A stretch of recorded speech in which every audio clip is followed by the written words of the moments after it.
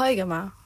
انا المهزله اللي بتعمل حلقتين كل شويه بتختفي وبترجع لكم باعذار ووعود وهي كاتبك لاي راجل مصري لسه بيخون مراته ويقعد يقول لها اصل انت السبب اللي خليتيني اخونك ومش هخونك تاني اوعدك، وتاني يوم بيخونها عادي جدا. بس انا مش هعمل كده، خلاص انا هدخل في الموضوع على طول.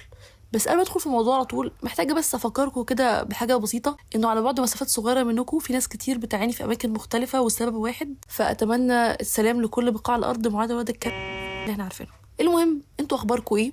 لا بصراحه مش مهتمه اعرف، انا بس بقول كده عشان احاول ابين بقى ان انا قد ايه مهتمه بقى بالناس وكده. بس في حته الامر لو كنت مهتمه بجد كنت اسجل حلقه كل اسبوع، مش هختفي بالشهر والشهرين. بس عادي يعني، انا خلاص قررت ان انا هصرف كل فلوسي على تعليم البودكاست، مش ان انا اعلم، لا انا اتعلم البودكاست. وصرفت اوريدي في كورس عن البودكاست وقررت ان انا اطبقه عشان احسن المحتوى كجوده وككونتنت. ولو لقيتوش اي تحسين في الموضوع او الموضوع يعني بيوصل للأسوأ، اعرفوا ان فلوس الكورس حرام او ان الكورس فيه مشكله، اكيد المشكله مش فيا. المهم ندخل في الموضوع على طول. انا خلاص يعني وعد هدخل في الموضوع على طول. كنت بتكلم من فتره صغيره حوالي مثلا اسبوع، اقل من اسبوع كمان، مع احد الاصدقاء، انه ازاي لما الشخص بيكون مدرك مشكلته بيكون متضايق اكتر لو هو مش مدرك بيها. بمعنى عشان حاسه ان الكلام كبير ومهم، بس هو في حته الامر اتفه من كده بكتير. لو انتوا مثلا مودكم مش حلو وقررتوا تروحوا للدكتور فتكتشفوا ان ده انتوا عندكم اكتئاب، فتلاقي نفسكم مكتئبين انك عندكم اكتئاب، رغم ان الاكتئاب ما زادش ولا قل. يعني الاكتئاب زي ما هو كده كده وماشي في نفس الريتم، هو ما زادش، بس انتوا عشان انتوا افتكرتوا او ادركتوا ان انتوا عندكم اكتئاب فزعلتوا اكتر. مش حاسه الموضوع مش مفهوم برضو، بس هشرح لكم بطريقه ابسط بكتير ومعروفه جدا. المثال الواضح اللي احنا كلنا او الميم الواضحه اللي احنا كلنا بنستخدمها، وهي نعيم الجهل وجحيم الوعي. هي حرفيا دي الفكره، ان انتوا بتنتقلوا من هنا لهنا، بتدركوا المشكله بتاعتكم قوي، فلما بتدركوا المشكله بتاعتكم قوي بتتضايقوا. هو ده حرفيا الفكره. فساعتها قعدت اقول له ايوه عندك حق، ده انا ليه قعد الاصدقاء اللي بيقعدوا يقولوا لا دي هرمونات، ده مجرد تقلب مودي مش اكتر، ومودي بس كل شويه بيروح ويجي عادي جدا. لكن اكتشف ان هو باي بولر، فالموضوع بالنسبه لهم بقى كارثه، رغم ان هم عايشين مع الباي بولر دول بقالهم 10 سنين، بس هم لسه دلوقتي عارفين هو عندهم باي بولر فمش عارفين يتعاملوا، رغم ان هم كانوا بيتعاملوا من 10 سنين معاه عادي جدا. بس لمجرد ان هم عرفوه فمش عارفين يتعاملوا معاه. قال لي ايوه صح عندك حق، وامراض تانية كتير. قلت له حتى البيبل بليزر برضه بيعرفوا ان هم ما اعرفش ايه. قال لي ثانيه واحده، هو يعني ايه بيبل بليزر؟ فسألت كان عندي تو اوبشنز، يعني ان انا اقول له يعني ايه بيبل بليزر، او يعني اخده حرفيا رحله ذهاب بلا عوده من نعيم الجهل لجحيم الوعي، او ان انا اسكت. طبعا انتوا عارفين اخترت ايه. اخترت لا، انا هديله الرحله، يعني هصفره وهديه اقامه مميزه ما حدش شافها قبل كده. بس قلت ثانيه واحده، يعني انا هصفر صديقي بس وكل مستمعين الاحباء مش هصفرهم معاه؟ قلت عيب. لا لا، كلكم كده تاخدكم زياره واحده بشنطه هدومكم من مطار نعيم الوعي نعيم الوعي إيه؟ نعيم الجهل لجحيم الوعي. بس لو انتوا اوريدي هناك اقامه سعيده، يعني اتمنى ليكم اقامه سعيده كده كده. ولو انتوا مش هناك اجهزوا لهذه الرحله اللي غير سعيده بالمره. ايه بقى البيبي بليزر ده؟ عشان بس نختصر الموضوع، عشان انا كده انتوا عارفين ما بحبش ارغي. يعني الشخص اللي بيقرر ان هو يحط اولويات اي حد معدي في الشارع عن اولويته. يعني حرفيا لو اولوياتي دي لسته كبيره مثلا 10 حاجات، رقم 10 هي اولوياته هو، واحيانا ممكن كمان ما يحطش اولوياته اللي هو من عنده بقى. تاني حاجه بيسيج الفاليديشن من الناس كلها، بمعنى عشان الناس الجهله اللي ما كانوش مدرس لغات زيي. المهم يعني بحاول افليكس عليكم بلغتي التعبانه، بس بمعنى ايه؟ انه مثلا انا مش عارف انا حلو ولا وحش، بس هروح اسال واحد هو انا حلو ولا وحش، كأن هو يعني ادرى مني عن نفسي. يعني لو اكيد هو عارف انا حلو ولا وحش، واي حاجه هيقولها انا اصدقها. لو قال لي انت وحش ما تتعاشرش هصدقه من غير ما افكر طب ما تعاشرش ليه، طب انا وحش ليه. لا هو اكيد عارف اكتر مني. فده اول كده. تاني حاجه، تالت حاجه ان هو بيخاف قوي من كلمه لا. كلمه لا دي عنده يعني يا جماعه الشرك بالله ثم لا. طبعا لو في بيبي بليز الملحد ما يخصناش، بس يعني ان شاء الله ما يكونش فيه عشان النظريه بتاعتي ما تبقاش غلط. بس الشرك بالله وبعد كده لا من الحاجات المحرمه حرفيا. راجل ممكن يطلق مراته لا طالق ولا ان هو يقول لها لا، او ست تقول بلسانها ان هي اوحش من الاكس بتاع صاحبها ولا انها تقول لا برضه. فبجد ده تيبيكال اللا عند البيبي بليزر. تالت حاجه او رابع حاجه، هو دايما بيخاف ان هو يبقى لوحده، فطول الوقت بيسيك ان هو ما يبقاش متاكد، او طول الوقت متاكد ان اللي حواليه يكونوا حابينه وراضيين عنه كفايه، وانه لو مش راضيين عنه كفايه يعمل اي حاجه عشان يرضيهم. لو هقطع من جسمه نسايل كده عشان يرضيهم ما عندوش مشكله. هو حرفيا ممكن يبيعوا الموضوع عشان يرضي اي حد. فهي دي الفكره بالنسبه للبيبي بليزر. اسباب كتير قوي. المهم ليه الاسباب دي كده كده هنروح لها، بس خليكم اشرح لكم اكتر عن رحلتي انا كبيبي بليزر. وانا في جحيم الوعي ده بقى لي حبه حلوين، فده يعني انا شخص كويس جدا يقدر يحكي لكم او يبقى جايد ليكم لطيف في جحيم الوعي، بما ان انا بقى لي 3 سنين عايشه هنا. بس هقول لكم انا اصلا وصلت ازاي لجحيم الوعي. من فتره طويله، او يعني حوالي 3 سنين 4 سنين حاجه كده، كنت بتكلم مع حد عن صحابي وعن الشغل، وان انا حاسه ان انا مستنزفه ومش عارفه ليه انا مستنزفه في الشغل. فاصحابي قالوا لي طب ليه انت ليه بتحسي الاحساس ده؟ قعدت احكي لهم بقى روتيني اليومي، ومش بشتكي، انا بحكي روتيني اليومي بجد، ان انا بصحى واروح وبقعد اشتغل على التاسكات، وممكن اتاخر شويه فبتاخر في البيت. طب بتاخري ليه؟ فاقول لهم عادي يعني عندي تاسكات بخلص. ايوه التاسكات دي تخلص بكره؟ اقول لهم لا عادي مفيش مشكله. طب هما مثلا بيدوكي في الشغل لا اللي هو لازم مثلا قبل ما تمشي تعمليها؟ بقول لهم لا محدش بيجبرني عليها. طب هي مش لازمه قوي؟ لا عادي بتاع. بعد كده شويه شويه اكتشفت انه هو انا اصلا ايه اللي خليني اعمل التاسك ده؟ انا ليه بعمل التاسكات دي اصلا؟ الاقي نفسي باخد اكسترا تاسك بشكل عام واكسترا تايم واي اكسترا موجوده غير الفلوس، ومش فاهمه السبب. يعني انا بعمل كده ليه؟ انا ليه حابه الشقه؟ فقلت ممكن يكون عندي ضمير. فواحد صاحبتي قالت لي لا انت كده كده ما عندكش ضمير، كلنا عارفين يعني ده انت عندك باختصار شديد وانت مش اختصار، انت مش عندك، هو انت بيبي بليزر. فحسيت في الاول بتشتمني، بس بعد كده شرحت لي موقف تمنيت لا تكون شتيمه ولا لا تكون الوصف اللي هي حكت لي عنه. والوصف هو انه ده بيبي بليزر في الشغل. وتيبيكال اي بيبي بليزر في الشغل شخص بيكون طول الوقت عايز يرضي المديرين والاصدقاء والاوفيس بوي، وعايز يرضي اي حد معدي في الشارع في الشغلانه دي، ويبقى يا ويل سعيد ليله لو بيشتغل كاستمر سيرفيس يا لهوي، او بيتعامل مع كلاينتس. هيبقى طول الوقت خايف ان الكلاينتس يكونوا مضايقين، فمحتاج كل شويه يتاكد ان الكلاينت مش متضايق. ولو الكلاينت بس قال له ان هو شايف انه كانت في حاجه ممكن تعدل، يحس انه نهار اسود انت مش راضي عني، طب انا مش كفايه، طب انا المفروض اعمل لك ايه؟ انا ممكن اجي لك بالليل اسهر معاك، انا ممكن اسليك قبل ما تنام، انا ممكن اعمل اي حاجه عشان تكون راضي عني. حاجات كلها رخص كده، بس يعني حرفيا هو بيعمل كده عشان تكون متاكد ان الكلاينت مبسوط. ودايما البيبي بليزر في الشغل مدرك انه اي غلطه مهما كانت صغيره هي هتاثر على كاريره منذ البدايه، يعني هتهدي كاريره ده ببلدوزر. رئيس الحي هيجي يهدي المبنى ده كله حرفيا. هو مؤمن بكده. لو انا اتخانقت النهارده او النهارده ما دفعتش ثمن القهوه عليا، اكيد مديري هيرفدني. طب ايه علاقه ده؟ لا هو انا مدرك كده، فمدرك ان اقل واتفه مشكله هتحصل في الشغل هتاثر عليا، فانا مش المفروض اغلط. فكده كده هو هيغلط، بس هيبقى بيغلط وبيندم واحساس بالذنب مش هيسيبه. فدي حرفيا بيبي بليزر في الشغل. فساعات اتفاجئت لان انا كنت اخر ادراكي او اخر معرفتي ان بيبي بليزر ده هي حاجه تخص العلاقات قوي، يعني وصف بيتقال لشخص في علاقه في ريليشن في ايا كان حاجه، بس مش في الشغل مثلا. كنت مش متوقعه ان المصطلح ده في الشغل. وكده كده انا محتاجه اعمل لكم حلقه يا جماعه اقول لكم عن كميه المصطلحات اللي اتطبقت في الشغل، بس بفكرني والله عشان انا بنسى. يعني اتمنى، لانه دلوقتي بتعاطى الاوميجا 3 وبجد الاوميجا 3 ما بتجيبش نتيجه.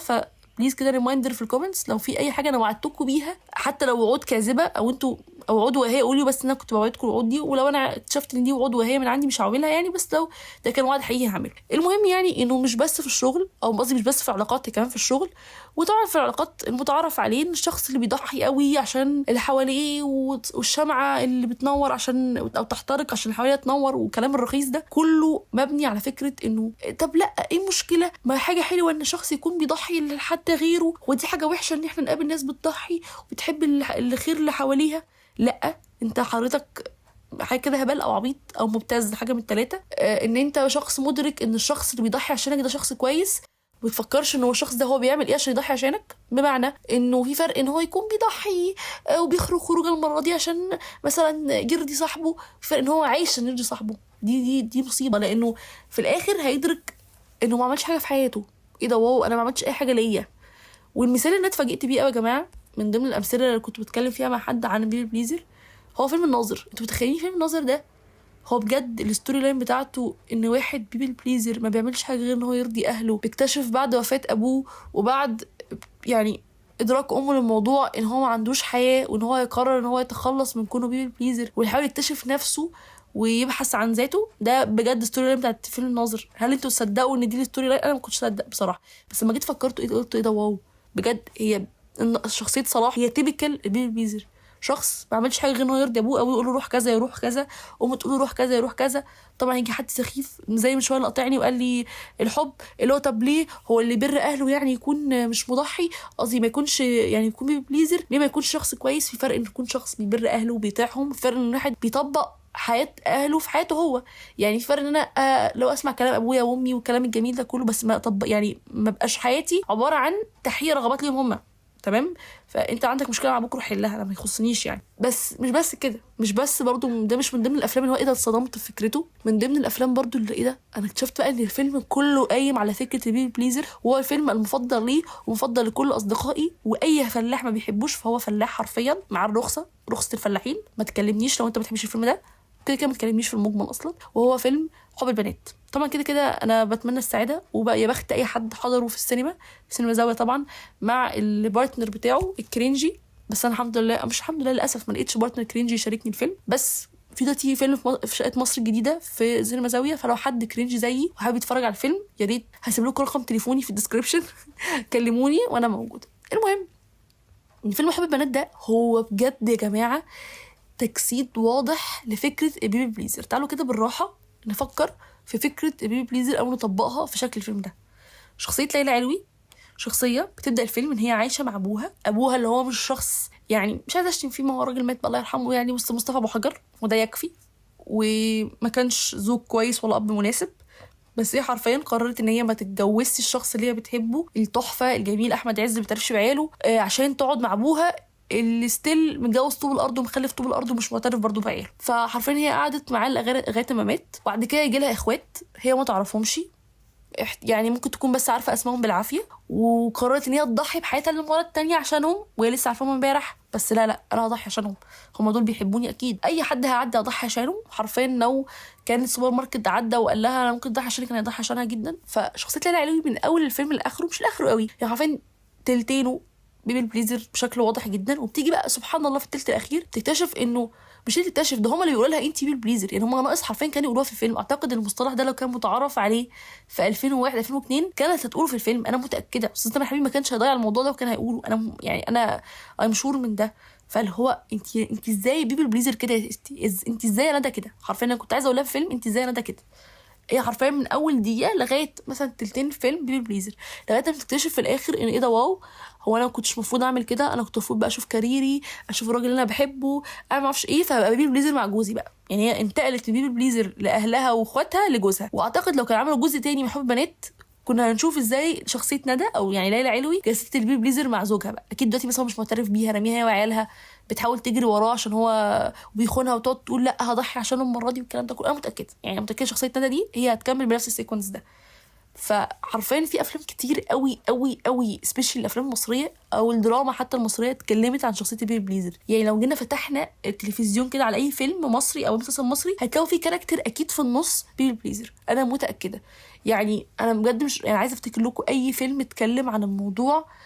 لا انا اعيش في جبل ابي يا جماعه، شخصيه عبد الوهاب، شخصيه بيبي بليزر. انا دلوقتي بجد بفتكر معاكم في فيلم كمان، في مسلسل كان بتاع عبله كامل اعتقد كل ادوار بيبي بليزر. يعني عودة الندلة، كل الافلام اللي عملتها عبله كامل باختلافاتها كانت بيبي بليزر فيه بشكل واضح.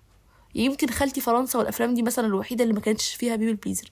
ومش بس افلام يا جماعه، انا في مطربي المفضل واللي انتوا كده كده اعتقد بتسمعوه، مش عشان انتوا بتسمعوه، عشان انتوا كده كده لو بتسمعوا البودكاست ده فهتكونوا بتسمعوا الانترو اللي هي بتبقى فيها جزء كبير من اغانيه. اعتقد انه حلقتين تلاته بس اللي ما كانوش بستخدم فيها اغانيه، وهو زيد خالد الملقب بزيدو. انا بسميه زيدو مش عارفه ليه، بس يعني اتمنى هو يكون يقبل ان انا اقول له هذا اللقب. زيد خالد بجد بالنسبه لي هو البرسون، او مش هقول لك هو عشان ما اعرفوش، بس البرسون بتاعته في كل اغانيه هي برسونه الشخص البيبي بليزر كده كده. انا متاكده يا جماعه الشخص ده ازاي ما عندوش، يعني مش ما عندوش كرامه، عشان حاسه ان الراجل ممكن يحسها اوفندد قوي، انه جيت اوفندد قوي بالكلمه اللي انا بقولها. بس يعني بحس ان هو بيدخل استوديو يسجل بيسيب كرامته بره على الباب ويطلع ياخدها تاني وهو ماشي. كل اغانيه يا جماعه، كل الاغاني بالقلب، يعني هو عامل حرفيا 2 ألبوم صح وشوية أغاني سنجل كده كلهم بلا استثناء كان بيتكلم فيهم ان هو ضحى عشانك. ولو هو حتى بيحاول يقول انا خلاص بموفن هيذكر برضه ان هو مش عارف يعيش من غيره، وانه طب ليه ما ترد عليا، طب ما اعرفش بتعملي ايه. وهسيب لكم كده كده الانترو بتاعت متاكده الحلقه دي هتبقى برضه زيد خالد كده كده، والحلقات الجايه زيد خالد كده كده، عشان هو بجد ازاي شخص كاتب كل اغانيه كده. يعني اي حد بيبقى ليه مثلا 90% بيرسونا و10% حاجات بره البيرسونا دي، لا هو 100% بيرسونا يعني شخص بيبي بليزر. فلو انتوا عايزين تعرفوا بيبي بليزر هتعملوا حاجتين، يا تتفرجوا على فيلم حب البنات يا تسمعوا اغاني زيد خالد. اختاروا حاجه من الاثنين، مفيش اوبشن تالت. هو في اوبشن تالت بس انا عايزه انتوا اوبشنز بس بشكل عام. يجي حد يقول طب ماشي انت قلتي كلام حلو وشرحتي الموضوع وماشي كلام جميل ووصلتينا حامدين او كويسين لجحيم الوعي، بس ما تفهمينا طيب هو اصلا هو ليه بيبي بليزر؟ معرفش انت اصلا بتستنين مني ليه انا افهمكم، عشان يعني دكتوره نفسيه انا بفتي زيكم، يعني انا بتكلم عن ماي اكسبيرينس يعني. بس تمام، قعدت ادور وبرضه اسيرش يعني وادور على نفسي انا واشوف ناس اوريدي بيبل بليزر تانيين غيري واسالهم وكده عشان اعرف ليه احنا بيبل بليزر او ليه احنا بقينا بيبل بليزر. لان مفيش حد اتولد كده، يعني مفيش حد اتولد نبتشطاني، يعني مفيش حد بيتولد توكسيك او ريد فلاج او بيبل بليزر او باي بولر.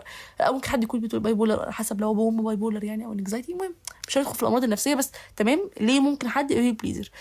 الاحتمالات الكبيره بتقول او الاسباب الكبيره، اول حاجه ان الشخص ده يكون اتربى تربيه اللي انا اتكلمت عليها في حاله عادي جدا البرفكشنزم، او فكره انك طول الوقت المفروض تكون بيرفكت وكويس، وطول الوقت المفروض تكون بتقدم حاجه اكسترا عشان يتم قبولك، وانك لو ما عملتش حاجه اكسترا مش هتبقى كويس ومش هتشاف كويس.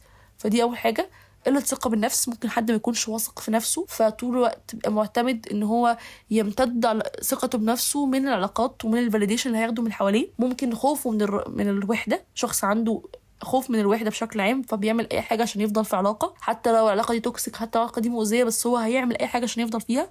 عندك مثلا خوف من الوحده، الشخص ده دلوقتي خايف ان هو يكون وحيد، خايف ان هو يفضل لوحده، فممكن يفضل في علاقات توكسيك جدا ليه، وهو عارف ومدرك كويس قوي انها توكسيك بس عشان ما فيش اوبشن غيرها، فانا محتاجه اكمل في العلاقه دي واعمل يعني قصاري جهدي ان انا افضل اتاذي في العلاقه دي بجد حرفيا.